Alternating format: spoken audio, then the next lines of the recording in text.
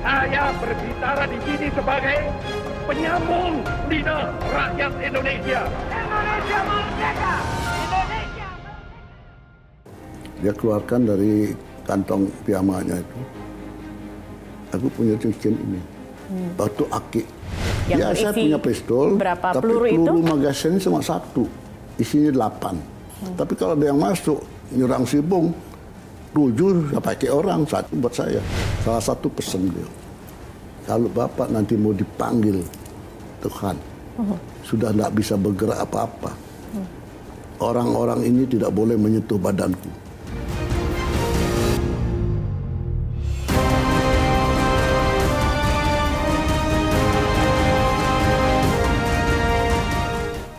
Seorang filsuf Romawi, Marcus Tullius Cicero, pernah mengatakan, Historia est magistra vitae. Sejarah adalah guru kehidupan. Mempelajari sejarah sama juga mempelajari kehidupan, karena sejarah menjadi saksi zaman dan pesan dari masa silam dalam kehidupan manusia.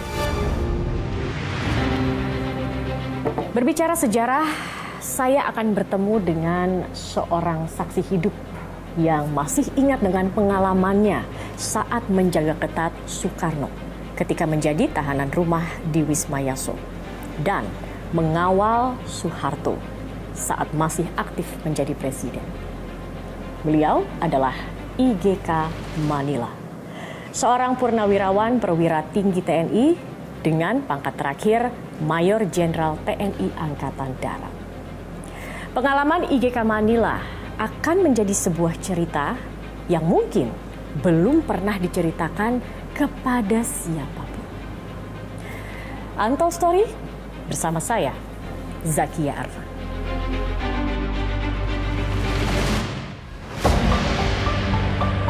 Setiap manusia pasti dituakan oleh usianya, didewasakan pengalaman hidup, dan disejahterakan ingatannya. Begitu pula dengan IGK Manila, sang penjaga presiden yang masih dikuatkan fisiknya hingga di usianya ke-80 tahun.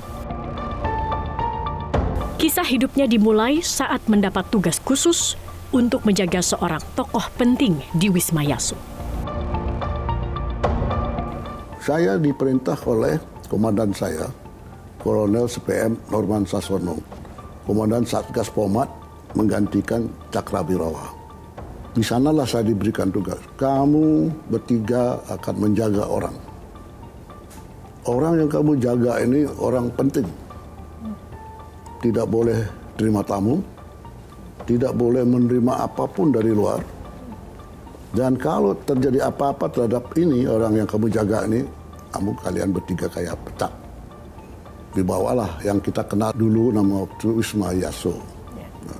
Sekarang jadi Satria Mandala kan. Museum Satria Mandala. Itu ke sana, kita nggak tahu nih. Kita lihat-lihat pintunya terkunci, ini lihat. Nggak berani masuk. Kita nggak tahu siapa. Sore-sore keluarlah orang. Tidak sengaja berarti bertemunya. Kita berdiri kan jaga kan, bertiga siap. Berjaga, keluar beliau. Kalau Bung Karno kita lihat kan ada pecinya. Bajunya gagah kayak begini kan, ada bintang apa itu tanda jasa. Bertiga bilang, ini Bung Karno nih presiden kita, ngadap kita. Selama Bapak menjaga Soekarno 10 hari di Wisma Yaso, apa saja aktivitas beliau, Pak? Beliau banyakkan nulis ya, mungkin nggak tahu punya ada kertas apa saya nggak lihat gitu ya. Beliau di tempat tidur ada apa. Tapi kadang-kadang 1-2 hari berikutnya ada tamu seizin dari Pak Norman. Masih ada yang diperbolehkan untuk menemui. Siapa Pak Manila? Tapi setelah saya tanya, 3 orang biasanya. Bung, tadi pertemuan apa itu Bung? Ngobrol-ngobrol aja. Nah saya tahu akhirnya sekarang ini bahwa itu adalah orang Teperpu, tim pemeriksa pusat. Sejarah justru berbicara. Kedatangan tim pemeriksa pusat atau Teperpu adalah untuk menginterogasi Soekarno yang dituduh terlibat dalam gerakan PKI. Saat itu, Soekarno dianggap berbahaya, sehingga harus menjadi tahanan politik di Wisma Yaso. Sebuah tugas dan tanggung jawab berat yang justru harus dipikul IGK Manila agar sang proklamator tidak keluar dari tempat pengasingannya. Yang Ya, saya punya pistol, berapa tapi peluru itu? peluru magasin cuma 1, isinya 8. Itu sebenarnya tidak boleh sampai 8. 6 paling bagus 8, pernya bisa tidak kuatkan. Saya kasih 8. Tapi saya bilang, kalau ada apa-apa, 7 aku tembakan orang, 1 buat saya. Itu perintah atau keinginan Pak Saya Manila sendiri aja. Daripada aku disiksa nanti diperiksa kan mati aja. Ini kan mengawal orang tidak sembarang ini. Zaman itu kan banyak demo. Demo kami, KAPI gitu kan. Nah, waktu saya 10 hari itu sih tidak ada yang masuk situ kan. Tapi kalau ada yang masuk, nyerang si Bung, 7 ya pakai orang, 1 buat saya. Tahu sini aja mesti lewat sudah kan.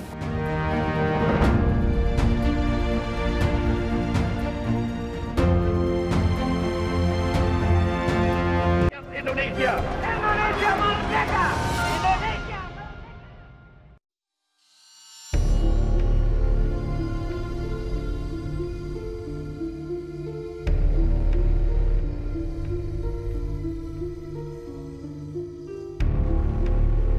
Wisma Yaso yang dulunya tempat pengasingan Soekarno, kini telah berubah fungsi menjadi Museum Satria Mandala di kawasan Gatot Subroto, Jakarta Selatan. Secara eksterior, wajah bangunan Museum Satria Mandala masih menyerupai Wisma Yaso. Namun, tampak dalamnya sudah banyak yang berubah karena disesuaikan dengan desain interior khusus pameran museum. Ruangan ini adalah kamar tidur Soekarno saat diasingkan di Wisma Yaso. Saat ini memang sudah berubah fungsi, sudah beralih fungsi di Museum Satria Mandala. Ruangan ini kini dipergunakan untuk memajang koleksi peninggalan dari Jenderal Sudirman. Jadi memang di tempat pengasingan Soekarno saat itu dijaga ketat oleh para penjaga. Tetapi kalau tadi saya melihat pos penjagaan di depan sana dengan jarak kamar yang ada di sini ini cukup jauh. Jadi ini juga menimbulkan pertanyaan, seperti apa sebenarnya penjagaan ketat yang dilakukan terhadap Soekarno saat itu kalau kita melihat jaraknya cukup jauh. Nah, ini yang masih mungkin menjadi pertanyaan saya saat ini.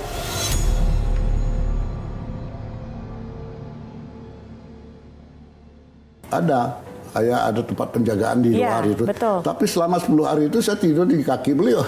Oh begitu? Iya, karena beliau kalau tiap malam minta dipijit. Oh. Jadi menemani Bung Karno tidur?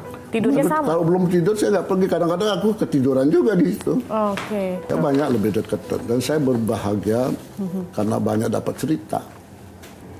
Kita ceritakan aja sekarang misalnya yang lucu ya. Boleh. Bung, karena belum minta dipanggil Bung kan, Bung. Kita kenal Bung sama Bung Hatta itu Dwi Tunggal. Lama sekali Bung nggak punya wakil itu. Dia ketawa dulu. Ini buat kamu saja ceritanya ya. Gitu. Siap. Gitu kan. Rupanya Bung Hatta ini cinta sekali sama Bu Rahmi istrinya. Pasti dong Pak, saya bilang itu. Jadi Bung Hatta ini itu pengaruh gitu, bahwa sebaiknya Bung Karno jangan poligami. Ya, janji dulu nikahi Ibu Fatmawati kan tidak boleh poligami. Makanya saya cerai dengan Ibu Inggit. Ketika saya kawin 1, 2, Bung Hatta mulai datang itu. Hanya soal itu aja ketawa beliau.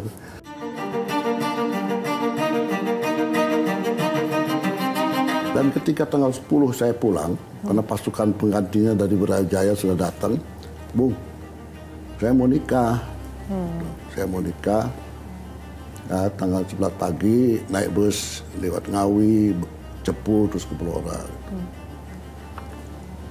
Manila aku nggak punya apa-apa. Dia keluarkan dari kantong piyamanya itu. Aku punya cincin ini. Ini yang diberikan? Ya, ini. Batu akik. Kalau kamu ingat Bapak ada susah, pakai cincin ini. Oh, hebat kali cincin ini, Pak. Ini cincin saya dapatkan dari Mbah Jepra. Siapa itu Mbah Mbah Jepra itu siapa? Bung. Panglima Perang Siliwangi.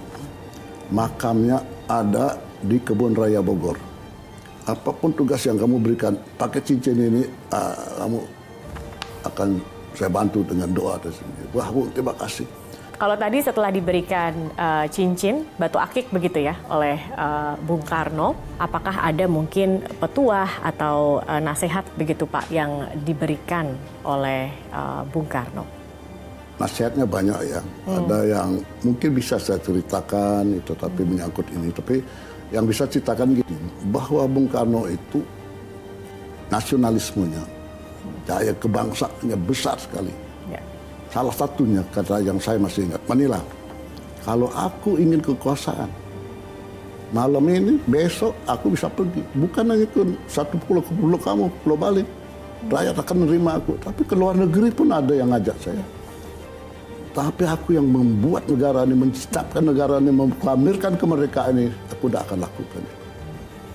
Aku percaya dengan Soeharto akan melaksanakan tugasnya ini.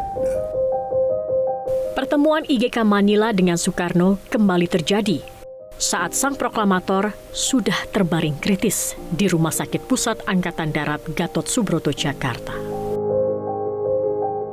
Pada waktu itu tanggal 21 Juni, besoknya ulang tahun Jakarta, ulang tahun Polisi Militer.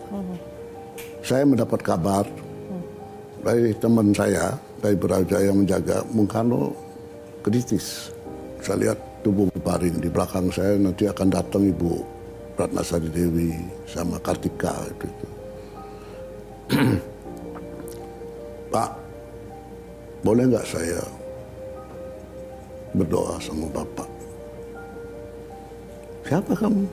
Ya, saya dulu pernah jaga beliau. Nah, karena itu CPM juga, saya pakai baret CPM itu, udah kamu berdoa. Saya di kaki beliau, saya pegang kaki beliau. Udah ada gerakan, udah ada sadar itu. Bung, dia bilang, semoga Tuhan memberikan yang terbaik untuk Bung. Jasamu abadi. Buat bangsa, buat bangsa negara ini, kita hebat. Lalu saya ke samping beliau.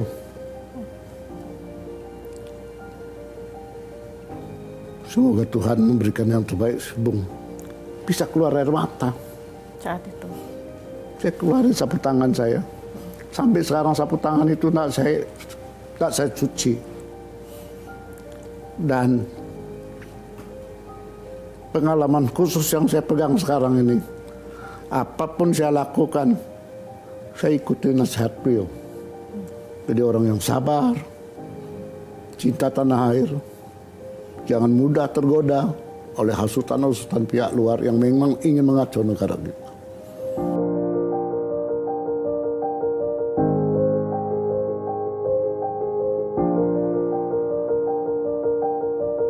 Indonesia. Indonesia merdeka. Indonesia merdeka. Kedekatan IGK Manila dengan penguasa terus berlanjut saat dipercaya menjadi ajudan Presiden Soeharto.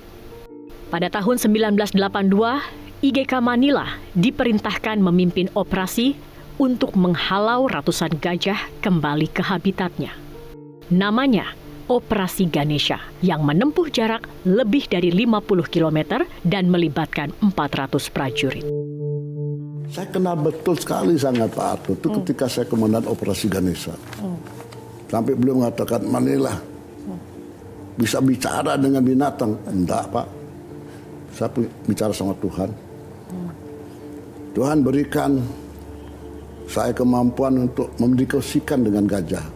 Tugas saya hanya memindahkan dia ke habitatnya. Tidak merusak lingkungan transmigrasi, tidak merusak pertanian mereka. Dan mereka jalan akhirnya. Pertanyaannya Pak Harto tuh, pernah nggak gajah itu melawan? Banyak Pak. Nah ini yang mungkin untold story ya. Saya bilang, saya kalau anak-anak bilang, Ganesha, dia panggilannya saya Ganesha. Ganesha, Mbah ngamuk. Oke tenang. Saya datang. Begitu saya datang di depan gajah, saya buka celana saya. Langsung gajah itu mundur Pak. Kenapa? Ya dia komandannya bilang sama gajah-gajah lain, ini komandan kita nih, jangan dilawan. Coba lihat, kita kepala ada belalai, dia belalainya ada kepala. Buat Pak Harto ketawa sampai keluar air mata. Pada tanggal 21 Mei 1998, Soeharto lengser setelah 32 tahun menjabat Presiden Indonesia. Walau tidak lagi menjadi pemimpin negeri, namun Soeharto tetap menjaga hubungan sangat baik dengan IGK Manila. Saya manajer Persija. Waktu itu Persija masih home base-nya di Menteng. Sekarang ada di Taman kan. Dulu lapangan Stadion Menteng. Saya latihan pagi. Biasa, pelatihnya orang Rusia, Polusin, Yurin, pelatih fisiknya dan Nurwindo. Tahu ada diberitahu Pak Bob Hasan hadir. Ada apa? Kok Bob Hasan tokoh olahraga, pasti sama-sama pengurus KONI dengan saya. Saya datang gitu, saya hormat. Selamat pagi Pak Bob. Udah sampai jam berapa latihannya? Ikut saya. Lalu selesai latihan, ikut mobil beliau. Mobil bagus lah dia. Bawa. Saya kenapa cendana itu? Iya. Dan Kamboja loh, dibawa ke tempat saya jaga-jaga dulu gitu, masuk ke belakang, udah lewat penjagaan belakang, Pak Harto udah nunggu. Singkat cerita, juga basa-basi gini, nanya di kamu di mana? Aku dengar dari Bob, Mandela pernah ngawal Bung Karno. Ngawal Bung Karno gimana? Maaf, Pak Harto, Bapak lengser ke Prabon. Waktu itu tidak jelas. Belum masih presiden apa sudah tidak presiden. Tapi masih mempersiapkan pertanggung jawab presiden dengan nawaksaranya. Tapi perlakuannya beda Pak. Tidak ada dokter. Tidak ada makanan enak. Pengawalan 3 orang. Yang punya senjata cuma pistol peluru 8 saya. Mungkin teman saya 66. Makannya sama dengan saya. Kadang-kadang diajak pergi sama orang, seizin Pak Norman, ya saya nggak tahu kemana gitu. Beda sekali Pak. Kau Bapak langsung Pak tinggal di Cendana, rumah sakitnya bisa di Gatot Subroto, bisa rumah sakit Pertamina. Beda Pak. Dengar cerita saya Manila.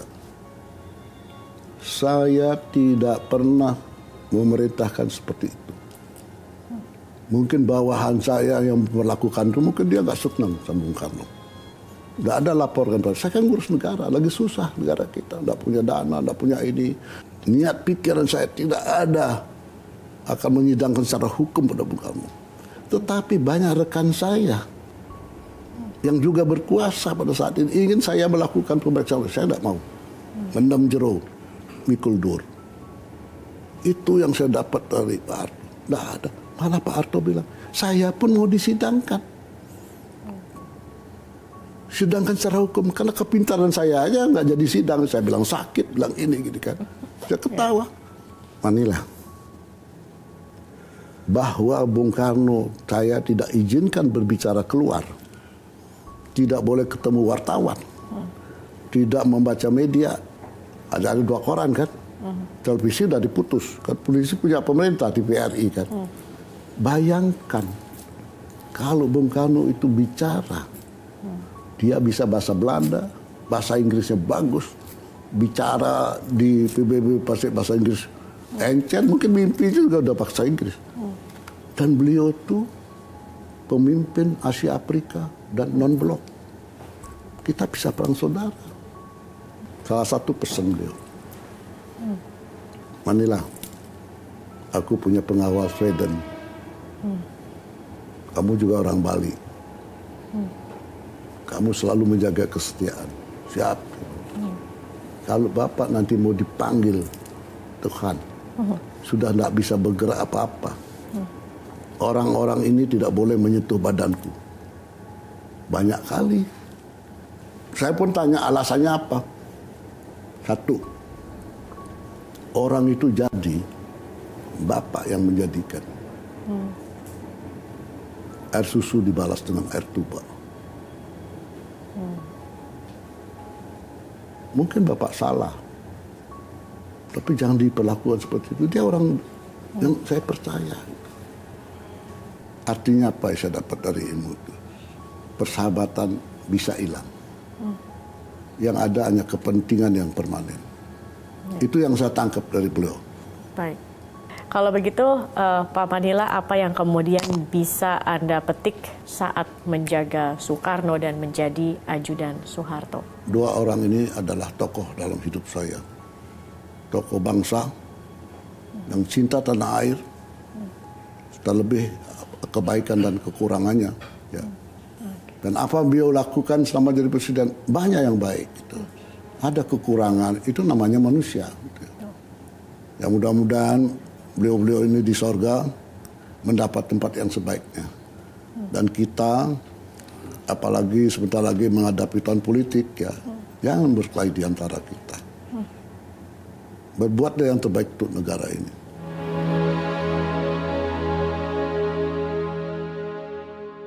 Jelajahi cara baru mendapatkan informasi. Download Metro TV Extend sekarang.